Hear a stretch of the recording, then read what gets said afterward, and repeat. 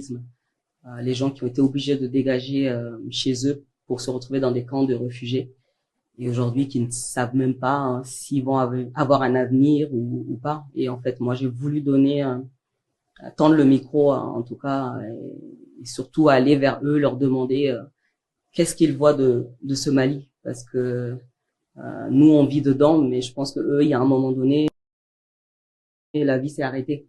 Donc, ils essaient de se reconstruire, et je pense que c'était important de demander comment ils voient leur avenir et comment ils voient le Mali sortir de toute cette crise, en fait. Alors, la photo sur l'affiche, elle est poignante. Pourquoi un visage d'enfant comme image principale? Bah, parce que, en réalité, tout ce qu'on est en train de faire, nous, on est de passage. Comme nos papas ont fait pour nous, on est de passage et je pense que souvent on oublie que tout ce qu'on est en train de faire, on est en train de préparer pour les autres demain.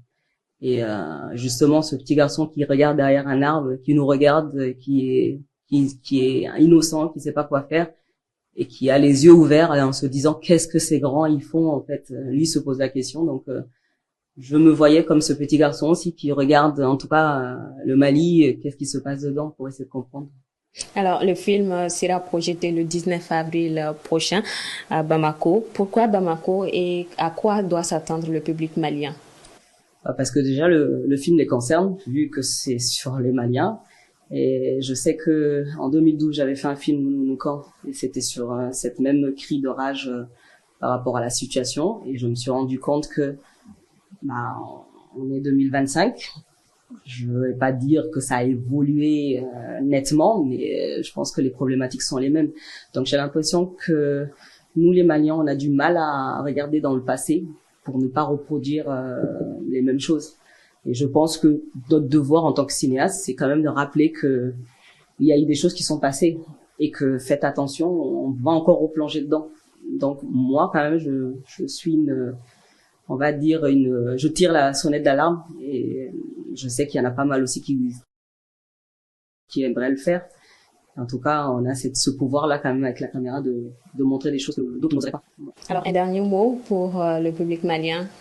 Le dernier mot, c'est que tant qu'on fait un film qui vous concerne, je pense que oui, il faut vous intéresser à ça parce que je suis aussi citoyenne et si j'ai fait ce film-là, c'est parce que en tant que Malienne aussi, je sens quelque chose et je sais que ça peut bouger. Et ça peut bouger qu'en discutant et qu'en regardant vraiment un miroir de nous-mêmes, le reflet de nous-mêmes.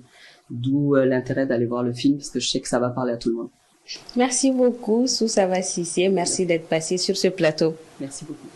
Je rappelle que la projection aura lieu le samedi 19 avril 2025 à 16h, justement, au Ciné Magique ex-Babemba à Bamako. Un rendez-vous à ne pas manquer pour les amoureux du cinéma, de la mémoire et de l'héritage culturel malien.